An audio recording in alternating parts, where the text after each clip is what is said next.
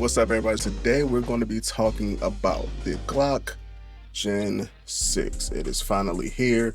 It's supposed to release around the 20th. Shout out to my local gun shop that was able to get it to me a little bit earlier. But yes, we're going to talk about this. But before we get started, we're going to show clear. There's nothing in there. I don't know if you can see that. Empty, all that good stuff, safe direction. But yes, Glock Gen 6. So first off, I'm gonna try to get through this as quick as possible because I got a short attention span, and if I do, I know there's other people like me, so we're gonna try to make it quick. But we're just gonna go down, talk about all of the differences that I've noticed. Do I think it's a really good shooter? Is it a big upgrade? All that good stuff. So let's start now. Up first, you'll notice that the stippling is a lot better than normal. So if you think about it, in the original Glock, they had some slight stippling on the front, back, and the sides, right? Very, very slight. Not the best as Glock. Typically when we get it, we go and get it stippled anyway, right? You no longer have to do that here. They did upgrade the stippling, a little more aggressive than normal, but you do have some gas pedals on there as well. It tends to help with your, when you're shooting, with your thumb will rest. I usually shoot my thumbs up, but you'll notice the gas pedal there as well. Also, something that you won't notice from the pictures, there is a slight palm swell on the grip. So if you think about the original Glock, it's pretty sleek or whatever, but now there's a palm swell, and it does fit your hands a lot better with your grip. You're able to get down the thing and drive the gun down range. Feels really good while you're shooting, so good job to Glock on that part as well. A couple small things that I've noticed as well, they did change the mag release on here. So the mag release is a little different. It's a little more rounded than usual, and it does feel like it sticks out a bit more. Same with the takedown pins. They do feel like they're the extended ones or whatever, so you don't have to struggle like that ATF agent. And then there is also a slight magwell on here. Without this one, I added this magwell, but there's a slight flare to a magwell on here as well.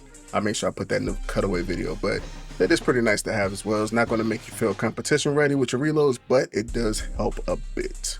Another thing I noticed as well, the beaver tail, it is sharp. Some people may complain about it, especially if you're a little bit bigger like myself.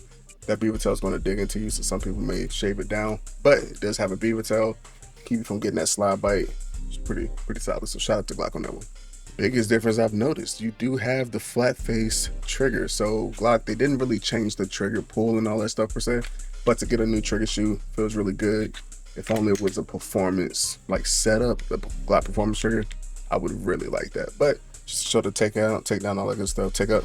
So there you are, coming to a wall, little break, reset, you're back on there. So it's pretty solid, it's not bad. When you get to your slide, they did go with the Glock V cutting and all of that good stuff, so to help avoid with the people that's doing the felonious behavior.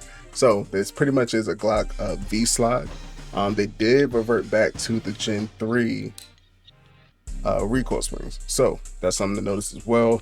They do have the Gen 3s. I do have the radiant compression spring in here right now because I am running a ramjet. Speaking of that, Gen 5 ramjet does fits nice and flush, runs flawlessly, really good. Barrel, to my knowledge, is the same. Of course, I'm using the radiant one, but the barrel did not change that I can notice. But your slide serrations on the front, they're like beveled. They're angled like so, which is really dope. Feels really good when you're press checking. Overall, I think Glock did really good with this pistol. It feels really good with your press checks, feels good in the hands, shoots really well as Glock is going to perform. Do I think it's a necessary upgrade? You be the judge of that, right? It's decent. It's not game changing. It's not going to make you a world-class shooter or anything like that. That's all going to come down to skill, but it does feel really good. I think Glock should have did this like 5 years ago. Let's put that out there. If this came out 5 years ago, I think a lot more people would be on top of it. But it's a really good firearm. I'm excited for it. I make sure I have some clips of me shooting it, all that good stuff, showing all the good stuff. But on a scale of 1 to 10, I'll give it an 8-9. I'll give it an 8-9 for sure. This is my preferred setup. I have a Strike Industries magwell. I'm gonna probably change that. TLR 7X, HLX, sorry. We do have the Radiant Ramjet. Got some suppressor height sights. We do have the Holosun comp.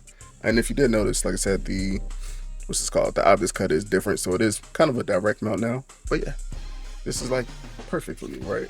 Only thing I really wish I got the 45, because the 45 feels really good, but 19 feels good as well. So if you're trying to get you one and you can't live without it, definitely buy it.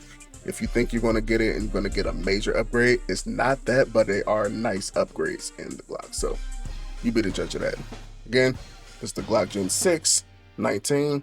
Thank y'all for watching. Hit that like button, subscribe if you haven't. I'll catch you all next time. Peace.